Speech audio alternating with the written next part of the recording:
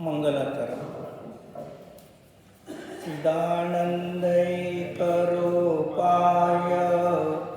जिनाय परमात्मने परमात्मप्रकाशाय नित्यं सिद्धात्मने नमः. नित्यं सिद्धात्मने नमः.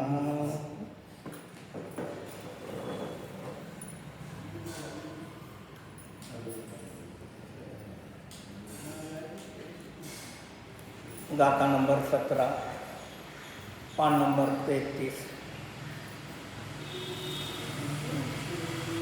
गाथा 5. नित्य निरंजन नानमो परमानंद साओ जो एव सो संतो शिवता सुमुनि जही बाओ. जो नित्य अंजन रहित ज्ञानमय परम स्वभावमय अहि उसे शांत विश्वमय मान और स्वभावमय. आचार्य योगींद्र देवविरचित परमात्म प्रकाश ग्रंथ. परमात्म प्रकाश ग्रंथामध्ये आचार्य कार्य परमात्मा जे परमात्मा अवस्थेला प्राप्त झालेले आहे त्या कार्य परमात्म्याचं स्वरूप आणि त्यांच्यापाशी असणारा कारण परमात्मा असे अनंत सिद्ध कारण परमात्मा आणि कार्य परमात्मा रूपाने शुद्ध स्वरूपी आहे. आणि बाकी सगळे संसारी जीव छद्मस्त अल्पज्ञ त्यांच्यामध्ये कार्यामध्ये अशुद्धी आहे. पण त्यांचाही कारण परमात्मा स्वभावाने शुद्ध स्वरूपच आहे, तो अशुद्ध नाही.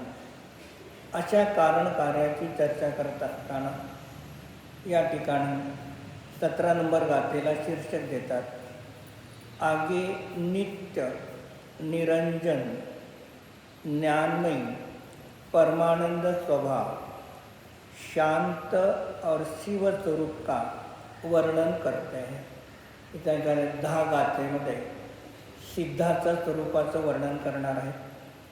व्यवहारण्याने त्या सिद्धाचं वर्णन आहे आणि निश्चयनयाने सिद्ध स्वभावस्वरूप असणाऱ्या आपल्या स्वतःच्या शिवस्वरूप आत्म्याचं वर्णन आहे. दोहार. नित्य निरंजन ज्ञानमय परमानंद स्वभाव ऐसा जो है वही शांत शिव है. उसी का भाव शुद्ध बुद्ध स्वभाव तुम मानो. मग नित्य आहे. आता एक अपेक्षेने सिद्ध भगवान अनित्य नाहीत. एकदा मुक्तीला गेल्यानंतर परत संसारामध्ये येत नाही म्हणून नित्य आहे. 4 गतीतले जीव अनित्य आहे. जेवढं काही आयुकर्म आहे त्या आयुकर्मापर्यंत त्या शरीरामध्ये त्या गतीत राहतात. आयुष्य संपल्यानंतर दुसऱ्या गतीमध्ये जातात. 4 गतीला अनित्य म्हटलं तर सिद्ध गतीला नित्य म्हटलेलं आहे. निरंजन, नि म्हणजे नाही, अंजन. मग अंजन किती प्रकारचे असतात? 3 प्रकारचे अंजन. आणि या 3 प्रकारच्या अंजनाने रहित आहे म्हणून निरंजन आहे. आपण भगवंताची पूजा करताना काही जीव आरती लावतात. मग ती आरती लावताना तेलाची आरती असते का? नाही. तुपाची आरती लावते. त्या तुपाच्या आरतीवरती काजळी येत नाही. आणि तूप सोडून बाकी कोणत्याही इंधनाच्या द्वारे तुम्ही अग्नी जळाला तर त्याच्यामध्ये कालिमा दूर असतो. म्हणून तुपाच्या आरतीला आपण निरंजन म्हणतो. तसं हे भगवान कसे आहे, 3 कर्म मलाच्या अंजनाने रहित आहेत. एक ज्ञानावरणादी 8 द्रव्य कर्माचं अंजन कालिमा, 9 कर्म शरीरादी 9 कर्म याचा अभाव आहे आणि राग द्वेषादी परिणामाचा अभाव आहे. म्हणून ते कसे आहेत, निरंजन आहेत. जे भावकर्म द्रव्यकर्म 9 कर्माने रहित आहेत म्हणून पर्याय दृष्टीने निरंजन आहेत आणि कसे आहेत, ज्ञानमय मात्र आहेत. बर्फाची 100 पाऊंडाची एक लादी आहे बर्फ. मग त्या बर्फाला तुम्ही कोणत्याही बाजूने हात लावा तर तो बर्फ आपणाला थंडच प्रतिभासित होतो.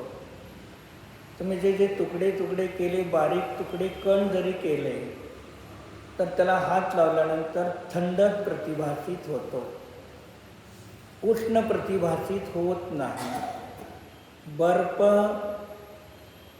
स्पर्शेंद्रियाच्या द्वारे जाणतो तेव्हा तो शीतल आहे, पण बर्फाचा स्वभाव उष्ण आहे. काय, बर्फाचा स्वभाव उष्ण आहे. कारण डॉक्टर मार लागल्यानंतर बर्फाने शेका म्हणतात, कारण का, उष्ण आहे. पहिले आपण गरम होतो, कापडाने शेकत होतो, तर त्या बर्फाने शेका. उन्हाळ्यामध्ये तहान लागली आणि टाकीतलं पाणी पिलं, तुम्ही डेऱ्यातलं पाणी पिलं, फ्रीजमधलं पाणी पिलं, फ्रीजरमधलं पाणी पिलं, फरक काय पडेल? शोष वाढतो. जे टाकीमधलं पाणी पिलं तर शोष वाढत नाही आणि तुम्ही एकदा पाणी पिल्यानंतर 2-3 तासपर्यंत तहान लागणार नाही टाकीतल्या पाण्यामुळे. डेऱ्यातलं पिल्यानंतर थोड्या वेळाने तहान लागेल, फ्रीजमधलं पिल्यानंतर आणि लवकर तहान लागेल, फ्रीजरमधलं पिल्यानंतर आणि तहान लागेल. का तहान लागते? मग थंड असून सुद्धा तहान लागते, तर त्याच्यामध्ये उष्णता तयार झालेली आहे आणि ती उष्णता शरीरामध्ये गेल्यामुळे शरीरातल्या पाण्याला जाळून टाकते, म्हणून वारंवार त्या ठिकाणी उष्णता तयार होते. मग तसं तो बर्फ दृष्टांत घेताना एक देश, बर्फाला 4 बाजूने हात लावले आत बाहेर कुठून तरी तो थंडच आहे. तसं जीवाला ज्या ज्या जीवाचे जेवढे जेवढे आत्म्याचे प्रदेश आहेत, ज्या शरीरातून मुक्त झाले त्या सर्व ठिकाणी ज्ञानच आहे. ज्ञानाला सोडून अन्य मुख्यता त्या ठिकाणी नाही, ज्ञानमय आहे.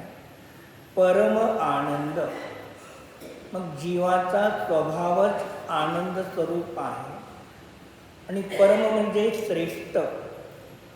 मग हा जो आनंद आहे तो बहिरंगातल्या पदार्थातून येत नाही, कर्माच्या अभावामधून येत नाही, परनियाला जाणल्यामुळे येत नाही.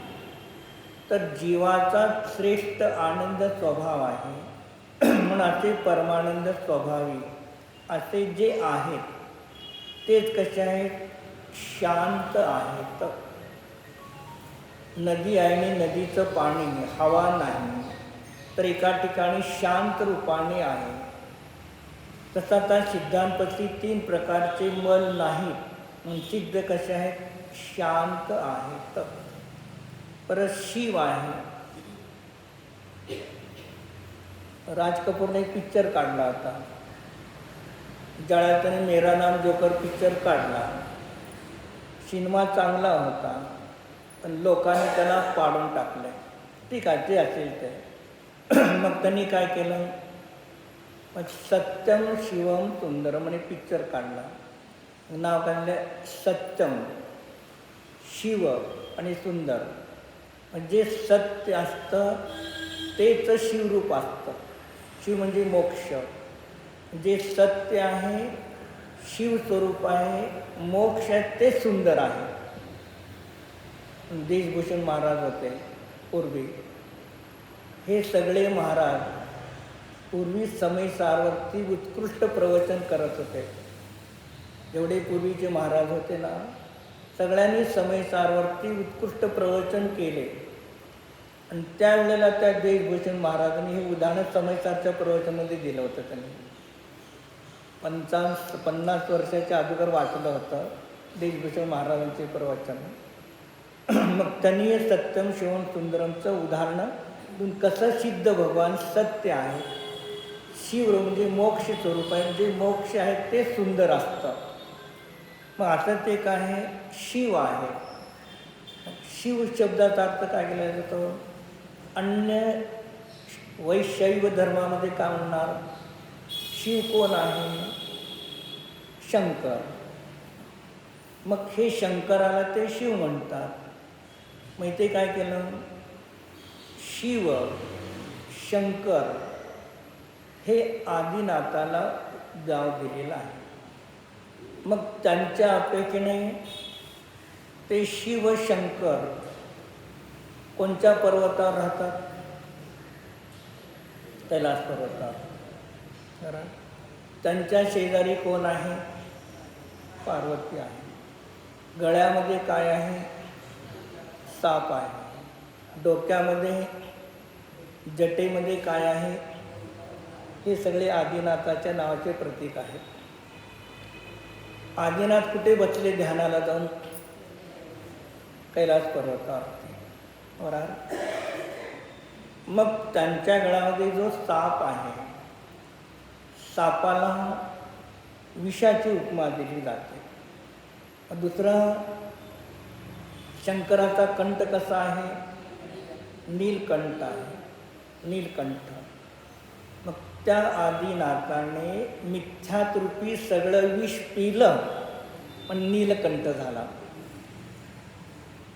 ते विष पिल्यानंतर एवढी उष्णता भडकली की त्याच्यासाठी त्यांनी साप थंड आहे, पण नागानं तिथे सापाच्या वेटा, साप बघायला झाला तर थंड असतो, गरम नसतो.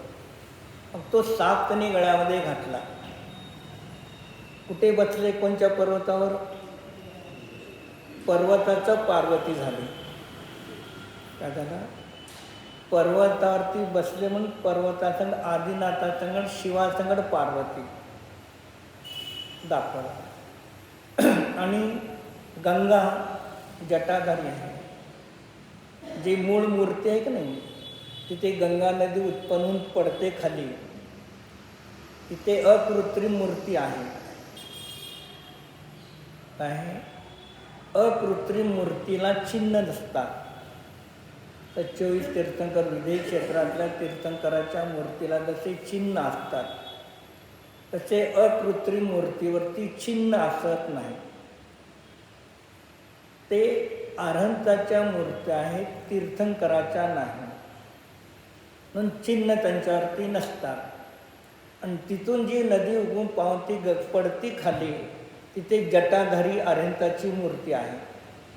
काय आहे, जटाधारी अरहंताची मूर्ती आहे. तिथून पहिल्यांदा निघालेली गंगा नदी त्या अरहंत भगवंताला अभिषेक करून निघते परत. तत्वात दिलं सगळं.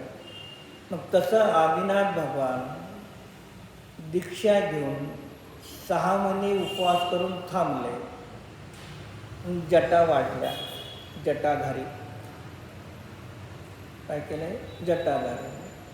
मग त्याच्यातून नदी निघाली, केवळ ज्ञानरूपी दिव्यध्वनीरूपी उपदेशरूपी नदी निघाली. त्रिशूळ आहे, डमरू आहे. मग त्रिशूळ 3 टोक आहे, पण दंड एक आहे. सम्यक दर्शन, सम्यक ज्ञान, सम्यक चारित्र्य एक आत्म्याचं प्रतीक आहे. आणि जी नदी निघाली ते दिव्यध्वनीचं प्रतीक आहे. हे आदिनाथाच्या शब्दाच्या वाचक शब्दातून अन्य मतांनी ते सलग दृश्य तयार केलं. म्हणून ते शिव कसे आहेत, सिद्ध अवस्था शिवस्वरूप आहे. मग असा जो भाव आहे, शुद्ध बुद्ध स्वभाव तो जाणं, जे सिद्धालयामध्ये 5 परमेष्टीमध्ये श्रेष्ठ परमेष्टी सिद्ध परमेष्टी आहे. मग असं असताना सुद्धा 2 नंबरला सिद्ध परमेष्टीला घेतलं आणि 1 नंबरला अरिहंत परमेष्टीला घेतलं. कारण सिद्ध परमेष्टी उपदेश देत नाहीत आणि अरिहंत परमेष्टी उपदेश देतात. या अपेक्षेने सिद्ध श्रेष्ठ असताना सुद्धा अरिहंतांना पहिलं स्थान दिलं. मोक्ष मार्गाची उपदेश देऊन सर्व जीवाला मोक्ष मार्ग दाखवतात, म्हणून त्यांना अरिहंताला पहिले नमस्कार केला. मग असं जे कोण आहे शुद्ध बुद्धिक स्वभावाने सिद्धालयामध्ये विराजमान आहे. सिद्धालयामध्ये कितव्या वातवलयामध्ये विद्यमान आहेत? वातवलय किती आहे? 3 वातवलय. मग कितव्या वातवलयामध्ये सिद्ध परमात्मा विराजमान आहे? 3रा वातवलय. इकडून खालून येताना 1 2 3 हा इकडून पहिला, इकडून दुसरा, तिसरा आणि वर्ण पाहिलं तर हा पहिला झाला. या 3ऱ्या वातवलयामध्ये विराजमान आहे. मग किती क्षेत्रामध्ये सिद्ध मग 1 वातवलय किती जाडी आहे? 1 वातवलयाची जाडी किती आहे? 2000 योजन का जे आहे कोस तेवढी आहे. हां, मग तेवढ्या 2000 मध्ये सर्व ठिकाणी सिद्ध भगवान राहतात का? नाही. मग जिथे सिद्ध भगवान आहे तिथे सिद्ध शिला आहे का? मग सिद्ध शिला कुठे आहे? सिद्ध शिला सर्वार्थ सिद्धीच्या विमानाच्या वरती 1 केसाचं अंतर गेलं तिथे सिद्ध शिला आहे. जिथे सिद्ध शिला आहे तिथून सिद्ध भगवान लय उंच आहेत. पण आपण काय म्हणतो सिद्ध भगवान कुठे आहेत? सिद्ध शिलेवर. मग सिद्ध शिलेवरचा अर्थ या सिद्ध शिलेवरती नाही, या सिद्ध शिलेपासून वरती. आपण कुठं बसलो? मंदिरमध्ये बसलो, तसं ते सिद्ध शिलेवरती नाही. सिद्ध शिलेपासून 3ऱ्या वातवलयामध्ये 5.25 धनुष्यापासून 3.5 हातपर्यंत एवढ्या क्षेत्रामध्येच सिद्ध भगवान आहेत. आणि किती? 45 लाख योजन. किती? 45 लाख योजन क्षेत्रामध्ये सिद्ध भगवान विराजमान आहे. भूतकाळामध्ये जेवढे सिद्ध झाले आणि वर्तमानमध्ये जेवढे सिद्ध होतील 6 महिने 8 समयाला 608 जून, तर भविष्य अनंत काल आहे. भूतकालाच्या अनंतपट भविष्य काल आहे. मग तिथेही 6 महिने 8 समयाला अनंत जीव मुक्तीला जातील. तरी सिद्ध शिलेमध्ये जागा कमी पडणार नाही जीवांना. का कमी पडणार नाही?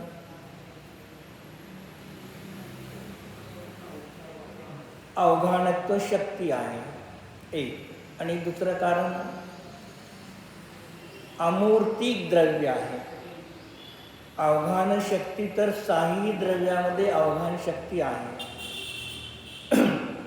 6 द्रव्यामध्ये विशिष्ट व्यापक अवघानत्व शक्ती काय सांगितले?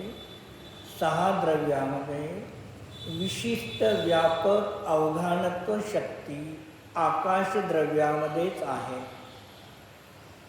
अन्य 5 द्रव्यामध्ये विशिष्ट अवघानत्व शक्तीचा अभाव आहे. पण 6ही द्रव्यामध्ये अवघानत्व शक्ती आहे. काय? 6ही द्रव्यामध्ये अवघानत्व शक्ती आहे. पण सर्व द्रव्याला जागा देण्याची शक्ती प्रत्येक द्रव्यामध्ये नाही.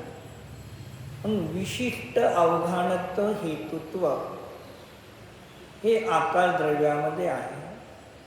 आणि बाकीच्या द्रव्यामध्ये प्रत्येक द्रव्य आपल्या अनंत गुणांना, प्रत्येक गुणाच्या त्रिकांवरती अनंत पर्यायानं, अशा अनंत अनंत पर्यायानं षड्गुण हानी वृद्धीला आणि अविभाग प्रतिच्छेदाला प्रत्येक द्रव्य आव्हान देतं.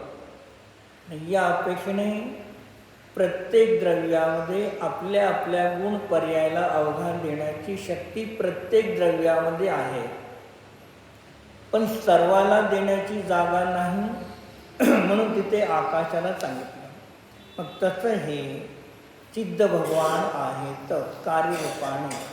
मग हे सिद्ध भगवान कार्यरूपाने आहे असं देवगुरु शास्त्राच्या सान्निध्यामध्ये येऊन काय करा, त्याला तुम्ही जाणा, जाणून श्रद्धान करा.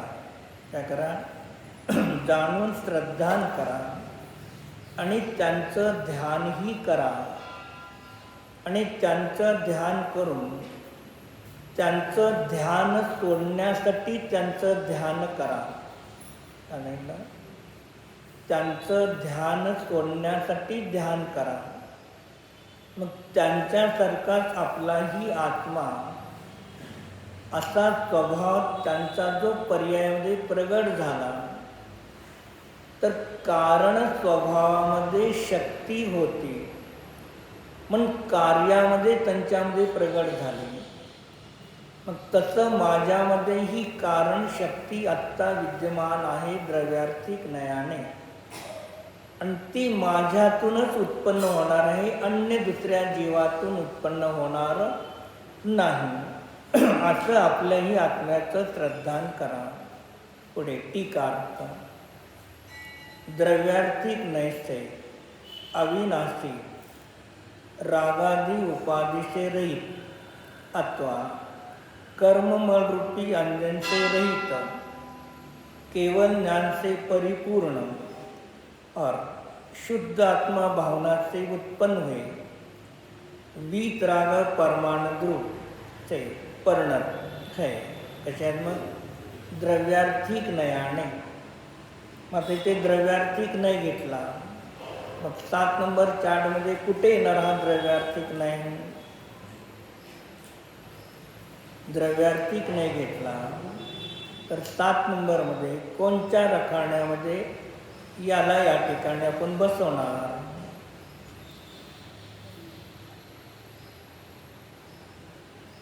कुठे लावणार?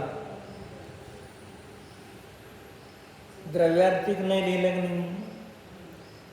मग हा कॉलम आपल्याला 7 नंबर चार्टमध्ये कोणत्या रखाण्यामध्ये, मग तिथे कोणार ड मध्ये येणार. काय येणार? ड मध्ये येणार किंवा र1 मध्ये किंवा ड मध्ये. र1 मध्ये पण येतो आणि ड मध्ये पण येणार. ड मध्ये काय येणार? आपल्याहून ते भिन्न आहेत माहिती त्यांनी द्रव्यार्थिक नाही लिहिलेलं आहे. र मध्ये काय केलं? परद्रव्य. पण त्यांच्या पर्यायाकडून द्रव्य दाखवलं नाही सिद्धांच्या. या अपेक्षेने परद्रव्य आपल्याहून भिन्न आहे. तर ड मध्ये काय येणार? पूर्ण शुद्ध पर्याय आहे त्यांची. काय सांगितलं? पूर्ण शुद्ध पर्यायाकडून त्यांचा द्रव्यार्थ नाही द्रव्य दाखवलं म्हणून ते द्रव्यार्थिक नाही म्हटला तरी तो काय येणार? अशुद्ध निश्चय नयामध्ये येणार आहे. काय? द्रव्या अध्यात्माने आगमाचे नाही सांगितले की नाही तुम्हाला? 2 अध्यात्माचा निश्चय नाही आणि व्यवहार नाही. आगम भाषाचा द्रव्यार्थिक आणि पर्यार्थिक नाही, 2 आहे. मग या ठिकाणी द्रव्यार्थिक नाही घेत असताना आगम भाषाच्या द्रव्यार्थिक नयाची चर्चा आहे. अध्यात्म भाषाच्या निश्चय नयाची चर्चा नाही. का बरं? मग आगम भाषाचा द्रव्यार्थिक नाही आणि आगम भाषाचा पर्यार्थिक नाही आणि अध्यात्म भाषाचा निश्चय आणि व्यवहार नाही. याच्यासाठी आपण सुरुवातीला पाहिलं होतं ग्रंथाचे संदर्भ. काय झालं तर कोणत्या ग्रंथामध्ये आगम भाषाचा द्रव्यार्थिक नाही आणि पर्यार्थिक नाही आहे आणि कोणत्या ग्रंथामध्ये अध्यात्माचा निश्चय आणि व्यवहार नाही आहे. हे पहिलं आपण सुरुवातीला पाहिलं होतं आणि तुम्ही लिहून पण घेतलेलं आहे, पण परत उघडलेलं नाही. काय केलेलं नाही? परत उघडलेलं नाही, कारण उघडण्याची आवश्यकताच नाही आहे. पण इथून गेल्यानंतर एकदा घरची बुक उघडलं की रात्री झोपत तर त्याला आपल्याला वेळ मिळत नाही. आपण काय पाहिलं होतं? तत्त्वसूत्रामधील पहिल्या अध्यायातलं 33वा सूत्र. पहिल्या अध्यायातील 33वा सूत्र कोणतं आहे? नैगम संग्रह व्यवहार सूत्र शब्द समभिरूढ एवंभूत नयाः हे सूत्र आहे. मग तिथे आचार्याने काय सांगितलं? या 4 नयापैकी 3 नय किंवा 4 नय अर्थ नय आहेत. 3 किंवा 4 शब्द नय आहेत. कसं? अर्थ नय आणि शब्द नय. नैगम संग्रह व्यवहार याला अर्थ नाही म्हटलं. नैगम संग्रह व्यवहार याला अर्थ नाही म्हटलं. त्या अर्थनयाचं दुसरं नाव द्रव्यार्थिक नाही. अर्थनयाचंच नाव आहे द्रव्यार्थिक नाही. मग कधी एवंभूत नयाला अर्थनयामध्ये घेतो तेव्हा तोही त्या ठिकाणी नैगम संग्रह व्यवहार आणि रुजुसूत्र हे कधी 4ही अर्थनयामध्ये. अर्थ म्हणजे द्रव्य, वस्तू, पूर्ण द्रव्य दाखवणे. आणि शब्द समभिरूढ एवंभूत नाही याला शब्द नाही म्हटलं. पर्याय मात्र दाखवणे प्रयोजन आहे. पर्याय मात्र दाखवणे प्रयोजन आहे, त्याला शब्द नाही म्हटलं. आणि या 3 मध्ये किंवा 4 मध्ये द्रव्य दाखवणे प्रयोजन आहे. म्हणून आगम भाषेचा द्रव्यार्थिक नाही जो आहे तो झालं घेऊन बरोबर. आगम भाषाचा जो द्रव्यार्थिक नाही आहे तो पर्यायाकडून संपूर्ण द्रव्य दाखवतो. आगम भाषाचा जो द्रव्यार्थिक नाही आहे तो पर्यायाकडून संपूर्ण द्रव्य दाखवतो. नैगम न्यायाचे किती भेद केले? 3 भेद केले. भूत नैगम नाही, भावी नैगम नाही आणि वर्तमान नैगम नाही. मग भूत नैगम न्यायाचं उदाहरण काय दिलं जातं? पूर्वी राजा होता, आत्ता राजा म्हणणे. मग राजा ही द्रव्य आहे का गुण आहे का पर्याय आहे? पर्याय. पर्यायाकडून त्या संपूर्ण द्रव्याला दाखवले म्हणून तो आगम भाषाचा द्रव्यार्थिक नाही. आणि फक्त पर्याय दाखवले, द्रव्य दाखवलं नाही तर तो आगम भाषाचा पर्यार्थिक नाही. जे घ अभेद उपचार आगम भाषाचा द्रव्यार्थिक नाही आहे. श भेदवृत्ती आगम भाषाचा पर्यार्थिक नाही आहे, पर्याय मात्र. आणि ग अभेदवृत्ती अध्यात्माचा निश्चय नाही आहे. आणि च भेदोपचार आगम अध्यात्म भाषेचा व्यवहार नाही आहे. ह्याच्यासाठी कोणती गाथा पाहिजे होती आपण? याच्यासाठी कोणती गाथा पाहिजे होती? समयसारची 7 नंबर गाथा आपण पाहिली होती. व्यवहाराने ज्ञानीचे दर्शन ज्ञान चारित्रभेद म्हटले गेले. का सांगितलं? व्यवहाराने ज्ञानीचे दर्शन ज्ञान चारित्र भेद, निश्चय संगत व्यवहार करा. गुणभेद करणे हा व्यवहार नाही किंवा सद्भूत व्यवहार नाही किंवा भेदोपचार आहे. पहिल्या लाईनमुळे सांगितले ज्ञानीचे व्यवहारणे दर्शन ज्ञान चारित्र भेद आहे. आणि खालच्या वळीत लिहिलं ज्ञानीचे न ज्ञान न दर्शन न चारित्र आहे. ज्ञानी तर एक न्यायक मात्र आहे. मग न्यायक स्वभावाकडून संपूर्ण आत्मा दाखवून अभेदवृत्ती आली. अध्यात्म भाषेचा अभेदवृत्ती हा त्या ठिकाणी न दाखवला निश्चय नाही. आगम भाषेने त्याला अभेदवृत्ती म्हणा, अध्यात्म भाषेने त्याला निश्चय नाही म्हणतात. जी अभेदवृत्ती अध्यात्माचा निश्चय नाही आणि क्ष भेदोपचार अध्यात्म भाषाचा व्यवहार नाही आहे. आणि अभेदोपचार आगम भाषाचा द्रव्यार्थिक नाही आणि क्ष भेदवृत्ती आगम भाषाचा पर्यार्थिक नाही आहे. जे कुठे अध्यात्माचा द्रव्यार्थिक नाही आणि व्यवहार नाही चाललेला आहे, कुठे आगमाचा द्रव्यार्थिक नाही आणि पर्यार्थिक नाही चाललेला आहे, हे जर ज्ञान बराबर असेल तर समजेल.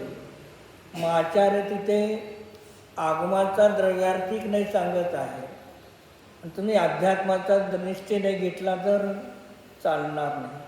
कारण अध्यात्माच्या निश्चय न्यायामध्ये गुणाकडून संपूर्ण द्रव्य दाखवणार आहे आणि आगम भाषाच्या द्रव्यार्थिकमध्ये पर्यायाकडून द्रव्य दाखवणार आहे.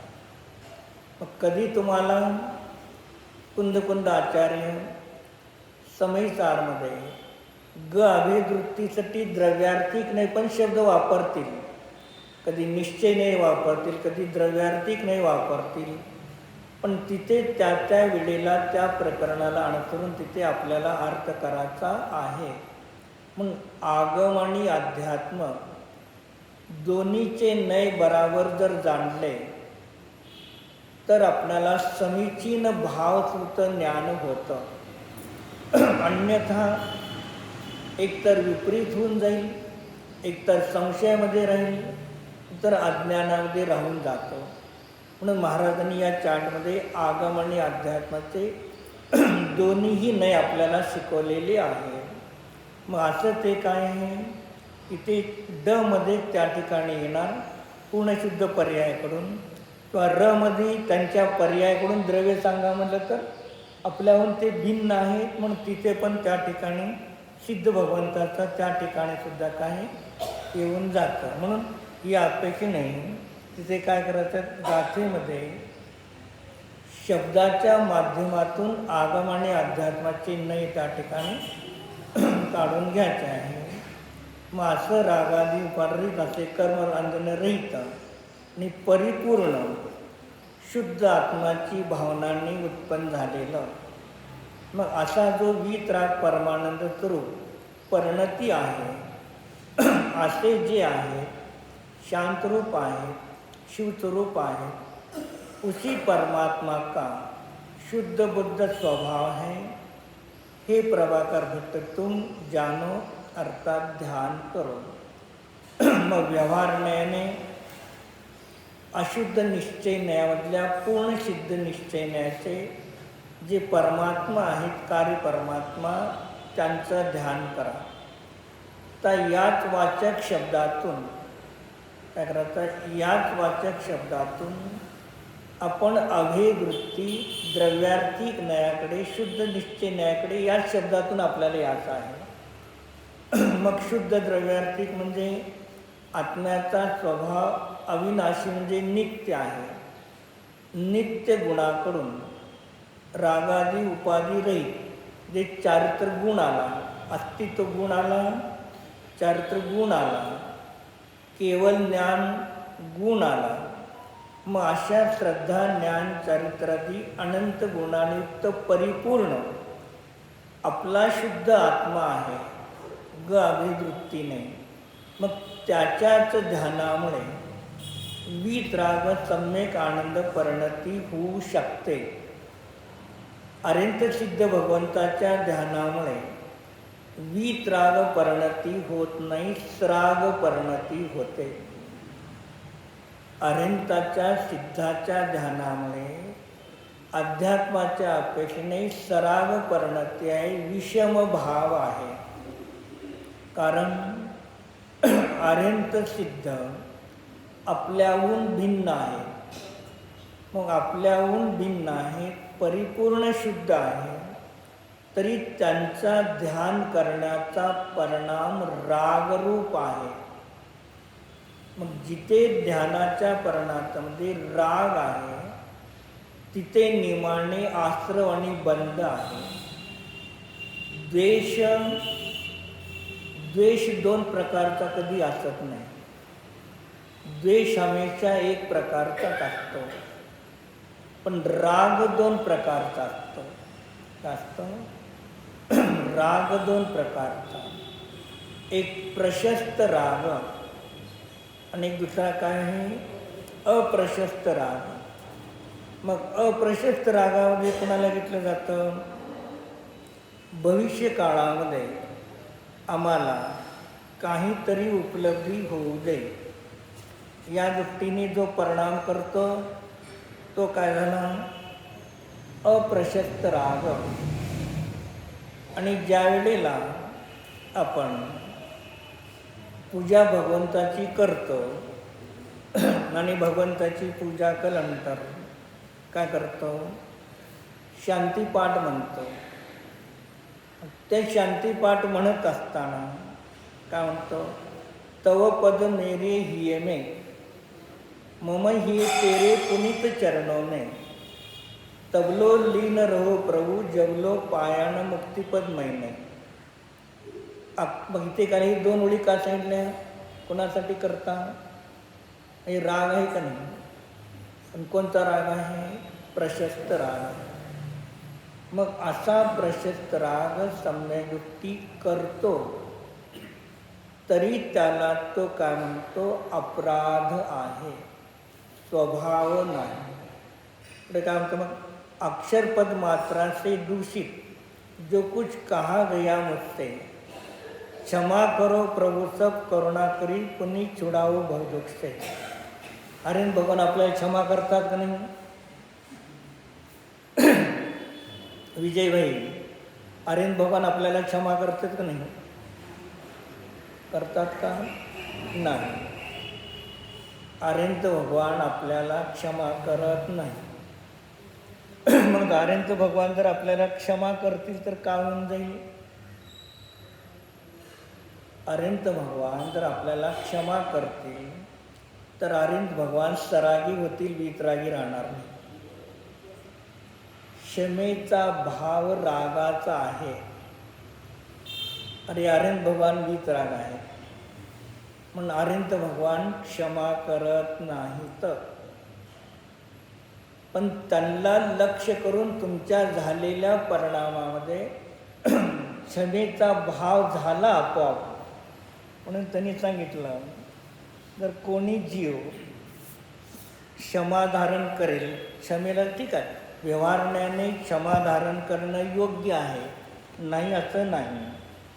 पण इथे आचार्य कुंद भगवान सांगतात, का सांगतात की क्षमा जी आहे ती क्षमा मोहाचं प्रतीक आहे. काय आहे, क्षमा मोहाचं प्रतीक आहे. एक व्यक्ती भेटला होता मला, महाराज संगत विहार करत होते आणि विहार करत असताना त्या व्यक्तीला तहान लागली. एका शेतामध्ये कुठेतरी थांबले असतील. मग तिथे बोर विहिरीचं चालू होतं पाणी, तो व्यक्ती तिथे पाणी प्यायला चालला होता. महाराजांनी काय म्हणले, तिथे जाऊ नका, ते अगळीत पाणी आहे. ठीक आहे, मग माझ्या कमरेमधलं पाणी प्या.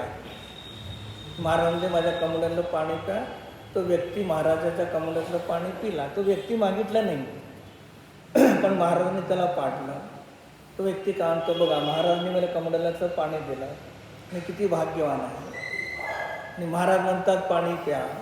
महाराज किती उदार आहे. का सांगितलं?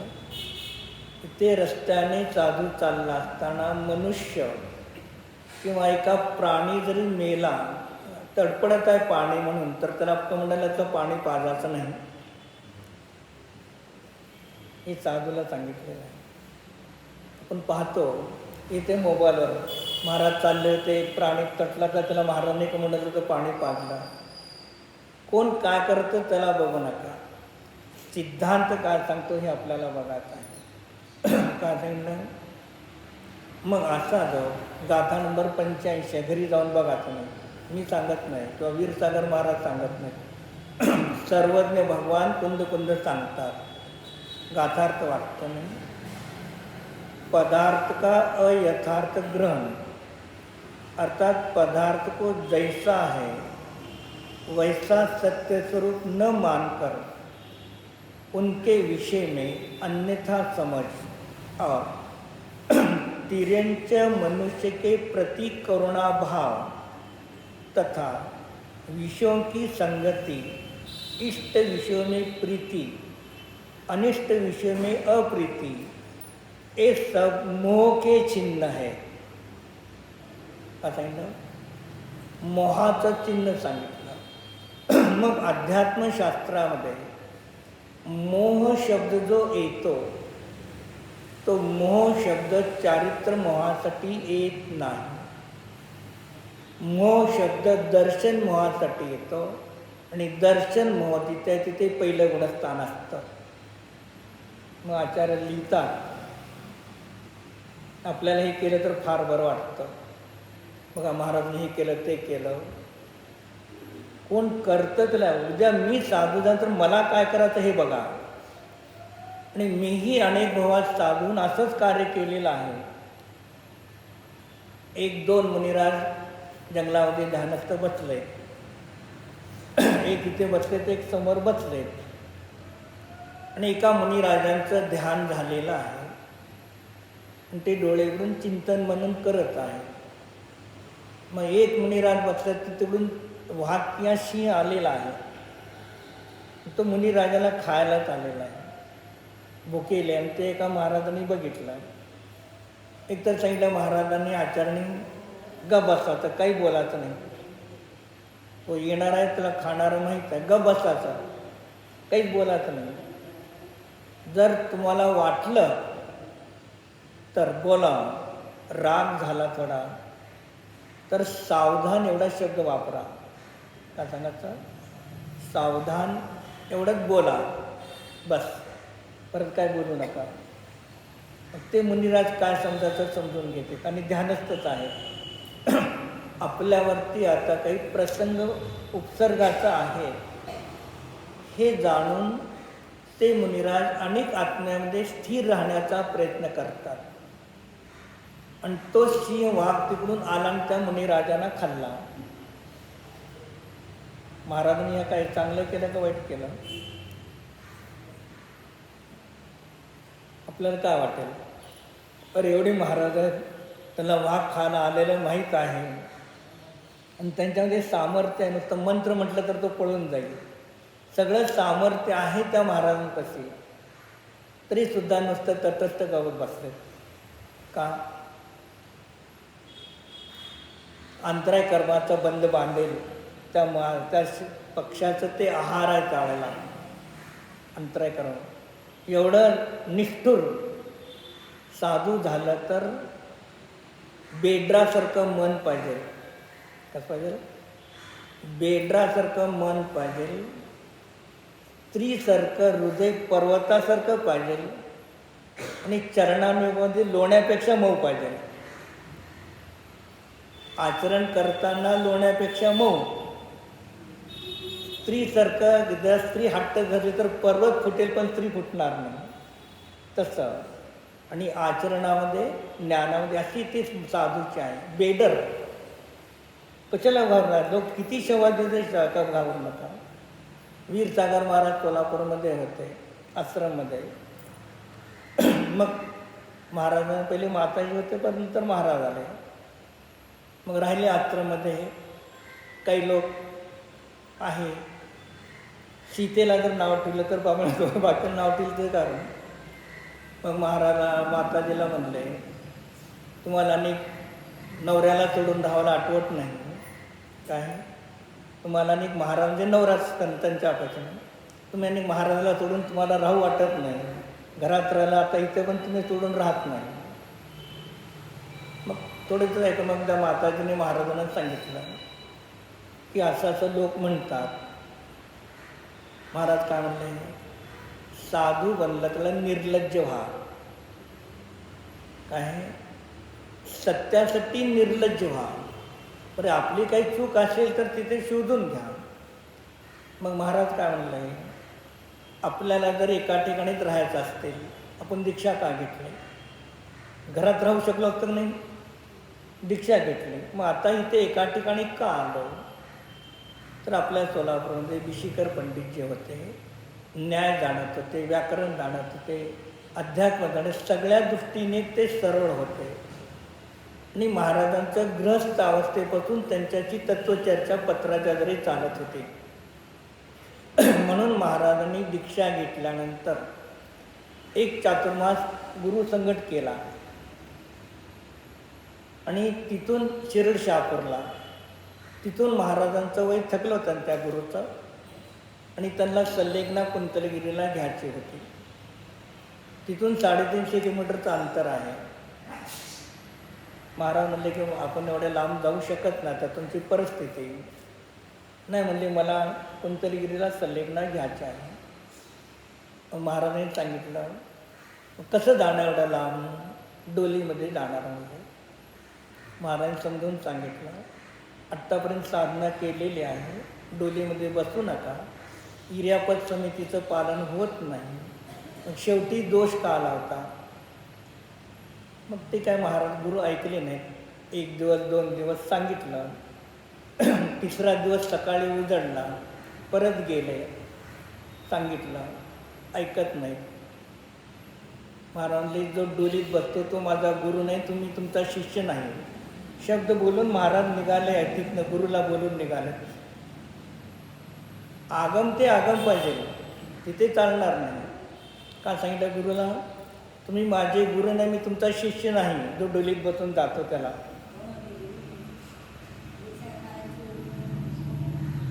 आधी काय त्यांचं नाव का आदिसागरच होतं, हे नाही दुसरे एक आदिसागर होते. मग असे धड करून बोलणार आहे. सल्लेगना चालली, महाराजांची 4 प्रकारचा आहारचा त्याग झाला. एकदा ते निर्यापक आचार्य होते, त्यांनी शुद्धीला जाऊन हातपाय धुतले होते आणि थोडंसं त्यांच्या हाताचं पाणी महाराजांच्या अंगावर पडलं. महाराजांनी आधीवर सांगितलं होतं, मी यम सल्लेगना घेतल्यानंतर पाणी तूप बी माझ्या अंगाला काही लावायचं नाही, सगळं सांगून ठेवलं होतं आम्हाला आधू करत.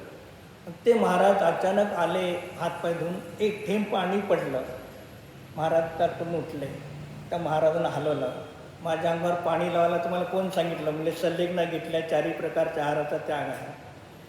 जी एक थेंब पाणी पडलं तरी त्यांना हे नव्हतं. शेवटी रेवती आल्या, उन्हाळा होता, ते महाराजांना त्रास होते, चंदन तर लावा. आम्ही सांगितलं, महाराजांनी आम्हाला आजवर सांगितलं काही लावायचं नाही, चंदन लावला तर लेपहार होतो. मी 4 प्रकारच्या आहाराचा त्याग केलेला आहे. त्या रेवतीला सुद्धा चंदन लावून दिलं नाही. ते बाहेर गेले, म्हणजे सोलापूरच्या लोकांनी महाराजांना मारलं. मी महाराजांना मारलं नाही, महाराजांनी आम्हाला जसं सांगितलं तसं शेवटपर्यंत आम्ही पालन केलं आहे, अनुकूलता दिलेली आहे. मग काय, मग शेवटीपर्यंत कुठं महाराजांच्या ज्ञानाची, चारित्राची संपूर्ण भारतामध्ये ख्याती होती. फक्त एक शुद्ध आत्मा सांगतेत म्हणून त्यांना जयपूरचा सोनगडचा शिक्का होता. किती लोकांनी तर महाराजापाशी शिकायला पाठवलं, ब्रह्मचारी शुल्लकाला महाराजांना. महाराज म्हणजे समाज खाऊ घालतो, मी शिकवतो. महाराजाचं एकच म्हणणं होतं, तुमच्यापाशी काय काय परिग्रह आहे दाखवा मला. तुमचे वह्या, पुस्तकं, पेन जे का असतील तेवढं ठेवा आणि माझ्यासमोर रस्त्यावर टाकून या म्हणणार. आहे का तुमची हिंमत? शास्त्र, पुस्तक, वह्या तेवढंच आणि बाकी आत्ता समोर रस्त्यावर टाकून यायचं. कोण नेते काय विचार करायचा नाही. तुम्ही परिग्रहाचं गटोडं पण जवळ ठेवणार आणि शिकायला म्हटणार बाहेर गेलं तर तुमचा उपयोग लागत नाही. महाराजांनी पिंचे आणि कमंडल 2च परिग्रह आयुष्यभर ठेवला होता. शास्त्रसुद्धा कधी ठेवलं नव्हतं. फक्त एक प्रतिक्रमणाची वही असणाऱ्या त्रावकापाची नंतर पिंची कमंडल शेवटपर्यंत 2 परिग्रह ठेवला होता. ते मागटली रत्नत्रयाची खोली बांधली. भाऊसाहेबांनी सांगितलं महाराज तुमच्यासाठी खोली बांधली. परत एक दिवस महाराज त्या खोलीमध्ये कधी बसले नाहीत. जी आगमाची चर्या जी होती, आम्ही येऊन बसत होतो, जितूबाई बसत होते, आम्ही येऊन बसलो तरी कधी आम्हाला म्हणणार नाही का म्हणून त्यांचं तर वाचन. आम्ही शास्त्रातला प्रश्न विचारला तर उत्तर देत होते, स्वतःहून कधी कुणाला होऊन बोलले नाहीत. आणि तुम्ही प्रपंचाचा जरी प्रश्न विचारला तरी कधी कुणाला उत्तर दिलं नाही.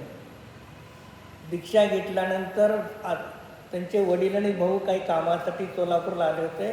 रत्नात्रयमध्ये महाराज बसले 1:15 2:30 पर्यंत गपचिप. ते पण दोघं गपचिप आणि महाराज पण गपचिप, काही बोलले नाही. मग त्यानंतर विद्युलता बोलून आल्या, तुमची बोलून म्हणले काय गप बसले. महाराज म्हणले मला काय कुणाला काय बोलायचं, मला दुसऱ्याला कुणाला बोलायचंच नाही. मग त्यांनी स्वतः शास्त्रातला प्रश्न विचारला तेव्हा महाराज उत्तर देत होते. जी अशी त्यांची चर्या होती की मुलाचार भगवद्गीतांना उडून काढा, त्यांना साक्षात बघा. रात्री जरी पाटावर झोपले, एका अंगावर दुसऱ्या अंगावर वाचत तर पूर्ण उठून संपूर्ण पाटा साफ करून मग एका अंगावर दुसऱ्या अंगावर बदलत होते. मी सगळं त्यांच्यापाशी राहून सगळ्या गोष्टी बघितलेल्या आहेत. जी त्यांच्या वाणीमध्ये, वचनामध्ये आणि क्रियामध्ये कुठेही फरक नव्हता. जैसे बोले वाणी तैसे चाले, चालत होते ते. कुठेही त्यांच्या चरित्रामध्ये केसाचे पण लोक आले काय आणणार नाही, मला आम्हाला हे राहू दे ते राहू दे, घड्याळचं राहू दे. काय करायचं घड्याळ? साधूला सामायिक किती वेळा करायचं आहे? सतत सामायिकच आहे साधू, तर घड्याळाची काय आवश्यकता तुम्हाला? तेवढं सुद्धा नको. पण कोणी तयार नव्हता बहादर की सगळं टाकून देतो आणि तुमच्यापाशी बसतो. मला म्हणले नाही शिकवणार. राहायचं राहायला मी म्हणत नाही, पण शिकवणार नाही. पण परिग्रहाची ग्रंथी आतमध्ये ठेवून तुम्ही जिनवाणी शिकू शकत नाही. म्हणून मग या गाथेत सांगितलं आचार्यांनी की मनुष्याने किरेंच्या तेथी करुणाभाव मोहाचं चिन्ह आहे, दर्शन मोहाचं मिथ्यात्वाचं चिन्ह आहे. आणि हा प्रवचनकार महाराज 3 वर्ष सोलापूरमध्ये दुपारी घेतला. हे सगळे ग्रंथ आम्ही महाराजाच्या कानात मुख्य ऐकले सगळे ग्रंथ. मग ही जाता तुम्ही ग्रंथ ती जैसनाच्या टीका आहे. मग त्यांनी तिथं लिहिलेलं आहे, असा कोणी मुनिराज शुल्लकायल्या ब्रह्मचारीसुद्धा करुणापूर्वक तुम्हाला उपदेश द्यायला बाधा नाही. काय उपदेश देण्यासाठी बाधा नाही, पण तुमच्या पिंची कमंडलातलं पाणी पाजायचं नाही. एवढे निर्लज्ज बेडर व्हा. माताजीनं काय सांगितलं महाराजांनी? तुम्ही निर्लज्ज होऊन राहावा गपचिप. कोण काय बोलतं तिकडे बघू नका. आणि आपण इथे शिकण्यासाठी हे पंडित जे आहेत सरळ आहेत. आणि सोलापूरमध्ये ग्रंथमाला आहे. आणि गुलाबचंद चंडकच्या घरी पुष्कळ ग्रंथ उपलब्ध होते. आणि काही पाहिजे तर त्यांच्या घरातनं महाराज मागून घेत होते. याच्यासाठी महाराजांनी दीक्षा घेतल्यानंतर सोलापूरला त्याच्यासाठी आले होते. पहिल्यांदा आले, 10 महिने आश्रमामध्ये गेले, परत आले, 4 वर्ष राहिले, परत गेले आणि परत आले. 18 वर्षात 10 वर्ष सोलापूरमध्ये होते. ते महाराज आणि येणारे जयपूरचे लोक याच्यामुळे इथे काय झाले, पाया तयार झाला मग पक्का. आणि त्यांच्यामुळे आज तुम्हाला लोक येतात इथं. आणि तुम्ही येणारे त्यांच्याच मताचं खंडन करायचं, खंडन तर होतच नाही. शेवटी काय म्हणता, तुम्ही काय तुमचं मत सोडत नाही, आम्ही चालतो. हे तुम्ही या, तुमच्या गुरुकडून काय शिकला, तुम्ही काय शिकला, तुम्ही चिंतन मनन काय केलं, आणि गाथेमध्ये आचार्य काय सांगायचं ते सांगा की. पण वादविवादाचे मुद्द्यासाठी येऊन काय झालं तिथे? तर तुमचा पण वेळ चालला आणि श्रावकाला पण काही नवीन मिळत नाही. मी वाचा तुम्ही घरी जाऊन की याच्या प्रकारे तुम्हाला करुणाच्या द्वारे तुम्ही त्यांना उपदेश द्या. शेठजी शेतात गावात गेलते, राजाने सांगितलं की त्या चोराला कोण बोलायचं नाही, पाणी पाजायचं नाही. मी पाणी पाजलं त्याला फाशीची सजा. मुलगा काय म्हणतो, त्याला पाणी पाजा. वडील सांगतात पाणी पाजायचं नाही. मुलगा म्हणतो जायला आणि तो मग शेठजी विचारतो. मग शेठजी त्याला एक मंत्र देतो. मंत्र दिल्यामुळे तो लेकरावर मरण स्वर्गात जातो. त्याला पाणी दिलं असतं तर स्वर्गात गेला नसतं. म्हणजे पाण्यापेक्षा सुद्धा उपदेश हे श्रेष्ठ आहे. पाणी दिल्यामुळे थोड्यापुढे त्याची आकुलता थांबली असते, पण मंत्र दिला, तो मंत्र जपत तो स्वर्गामध्ये गेला. राजाला समजलं की या शेठजीने त्याला बोललेलं पाणी पाजलं आहे. मग त्याला राजा त्याला शेठजीला फाशी द्यायला येतो, तेव्हा तो वरचा देऊन त्याला काय तो वाचवतो. अशामुळे पाणी दिलं असतं तर तो देऊन वाचवला असता का? मग तुम्हाला जर काही करायचं असेल तर जिनवाणीचा उपदेश द्या. तहान एक भावामध्ये एका वेळेला भागते, पण एक जिनवाणीचे उपदेशरूपी तहान अनेक भावामध्ये तुमचा नाश करणारे, हे याला त्या ठिकाणी महत्त्व आहे. मग अशा प्रकारे आपलाही निश्चय नाही, आपलाही असा कारण परमात्मा मोक्ष स्वरूप आहे, अशा आत्म्याचं आपण जाणून श्रद्धान करून ध्यान करू तर पर्याय म्हणजे अंतरात्मा अवस्था प्राप्त होऊन भावी नैगम्याने आपल्यामध्ये सुद्धा ही अवस्था पर्यायामध्ये प्राप्त होऊ शकते. हो.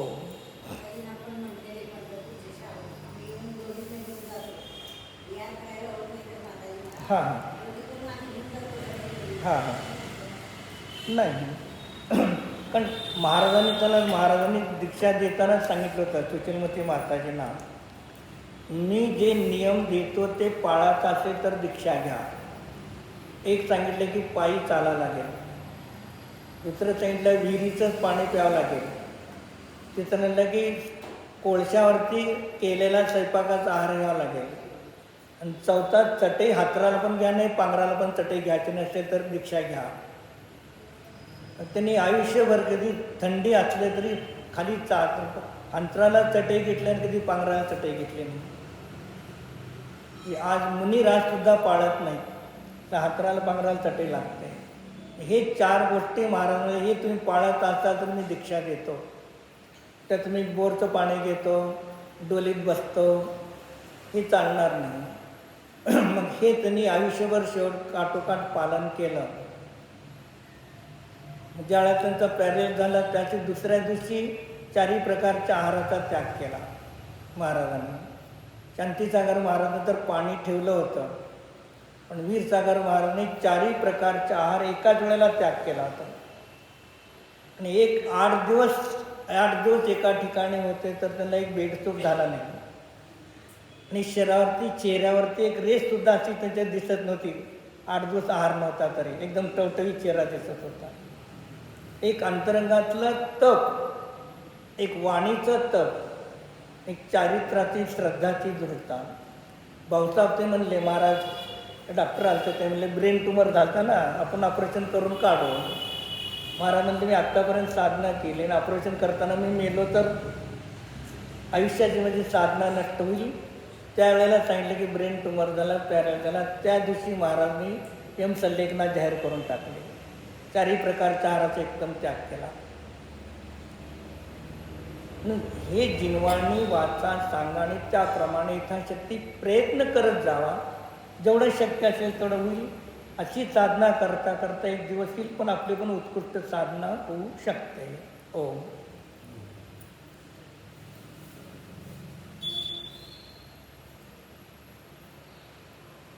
स्वयं सिद्ध परमात्मा स्वरूप निर्विकल्प ज्ञान स्वरूप निराग स्वरूप निष्कषाय स्वरूपम पंचेंद्रिय व्यापार रहित स्वरूप पंचपरावर्तन रहित स्वरूप परम पूज्य परमात्म स्वरूप पंचम गति प्राप्त स्वरूप ज्ञाता द्रष्टा मात्र शुद्ध स्वरूप निश्चय पंचाचार स्वरूप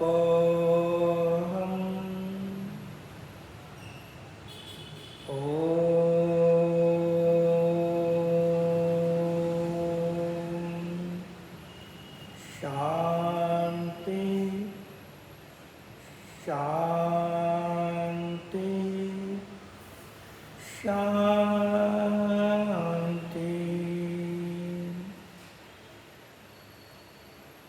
विसर्ज नमो अर्यन्ताणं नमो सिद्धाणं नमो आयर्याणं नमो वज्रायाणं नमो लोहितौवताणं